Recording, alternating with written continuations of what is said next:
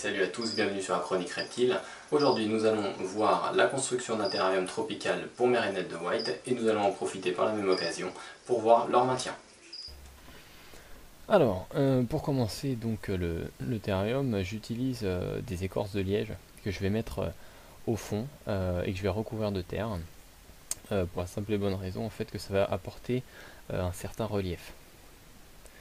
Donc ce que je fais par la suite, là j'utilise un pinceau parce que c'est plus pratique.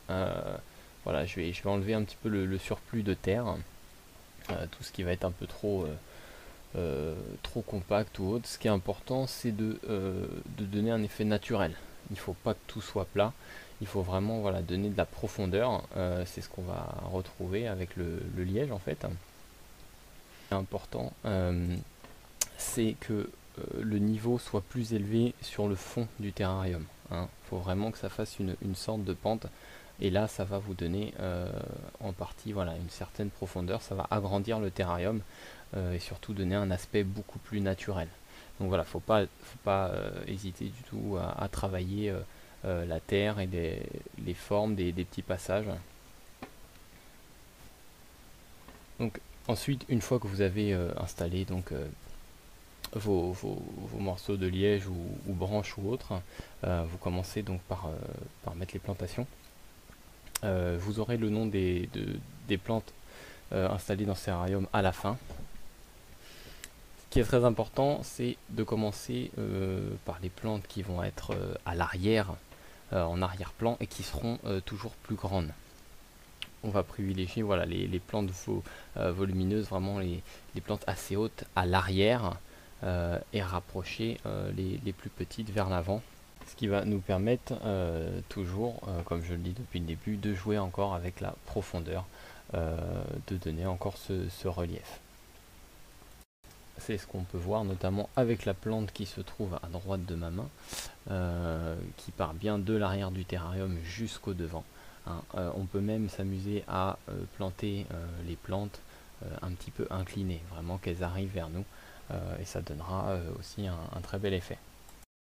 Autre petite chose au niveau des plantes, j'ai pris ces plantes là notamment parce qu'elles sont assez robustes. Il y a beaucoup d'autres petites plantes que vous pourrez mettre. Je ferai une autre vidéo où j'en montrerai d'autres. En revanche, ce qu'il faut savoir, c'est que forcément, ça c'est des grenouilles qui sont quand même assez costauds, et ça a tendance à un peu tout écraser. Donc très important, essayer de prendre des plantes assez robustes, c'est-à-dire qui ne vont pas se casser ou qui ne vont pas se déterrer à la moindre petite secousse. Ça c'est quand même assez important, sinon votre terrarium, votre décoration ne va pas durer bien longtemps.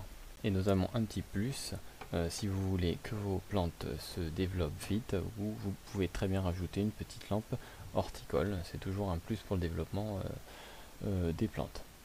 Il n'y a pas de décor de fond en polystyrène, comme vous avez vu, c'est un terrarium exoterra. Je l'ai enlevé pour la simple et bonne raison que je le glisse en fait derrière le terrarium, derrière la vitre, pour éviter que tout ce qui est grillon, criquet en fait, viennent le ronger ou viennent se caler derrière, parce que ça c'est un peu le problème sur les exoterra, ils ont tendance à se faufiler derrière. Donc vous allez le voir maintenant, voilà, je l'ai glissé derrière la vitre. Une autre petite chose importante, vérifiez bien par rapport à là où vous mettez votre lampe chauffante, les plantes où est-ce que vous allez les disposer, qu'elle n'est pas trop chaud. Faut vraiment que tout ça soit le mieux positionné pour que les plantes se développent au mieux. Et une dernière chose, je n'ai pas utilisé de billes d'argile comme je fais dans certains terrariums, parce que tout simplement le terrarium est grand et je n'en ai pas spécialement l'utilité. Je regarde tous les jours un peu l'hygrométrie, donc je n'ai pas besoin de ces... Voilà donc ce qu'il en est pour la construction du terrarium tropical pour ces rainettes de White. Je vous mets la liste tout de suite des plantes, et puis on se retrouve pour la fiche de maintien. Nous allons à présent parler de la maintenance de cette espèce. La rainette de White, de son nom scientifique Littoria caerulea, est une espèce que l'on retrouve en Australie, en Indonésie, Papouasie et en Nouvelle-Guinée.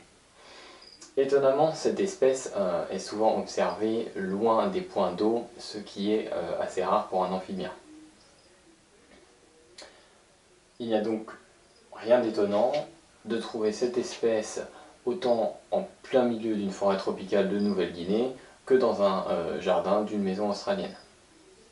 Cet amphibien est assez facile à maintenir en captivité pour plusieurs raisons.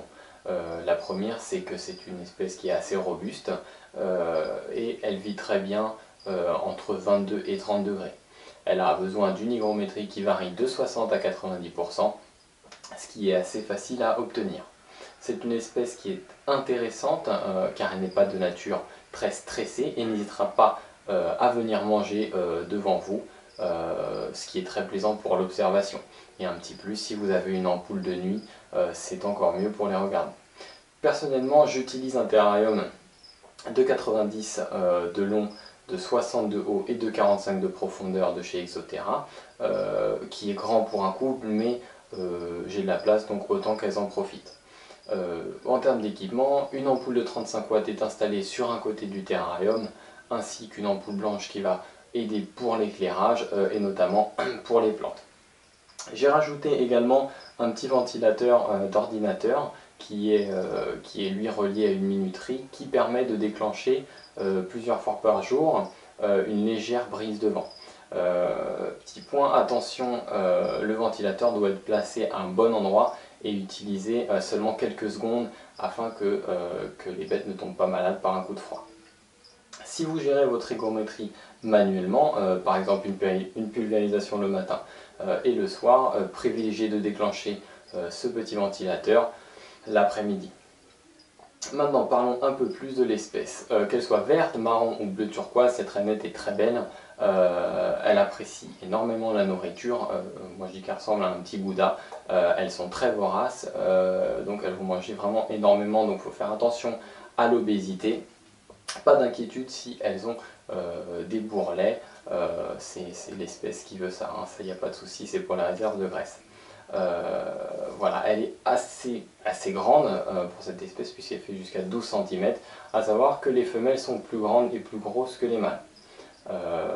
Voilà, leurs orteils sont munis notamment de sortes de gros disques adhésifs qui leur permettent de grimper sur des surfaces très lisses, notamment comme le verre, ce qui est très pratique vu que c'est une espèce qui est arboricole.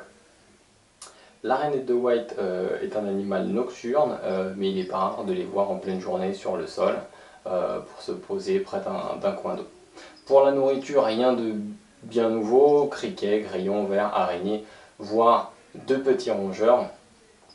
Voilà, si toutefois cette espèce vous intéresse, il faut quand même bien réfléchir avant l'acquisition, car c'est une rainette qui a une espérance de vie de 10 à 15 ans, et du fait qu'elle soit très vorace, elle va demander peut-être un peu plus de nourriture que certaines autres espèces d'amphibiens.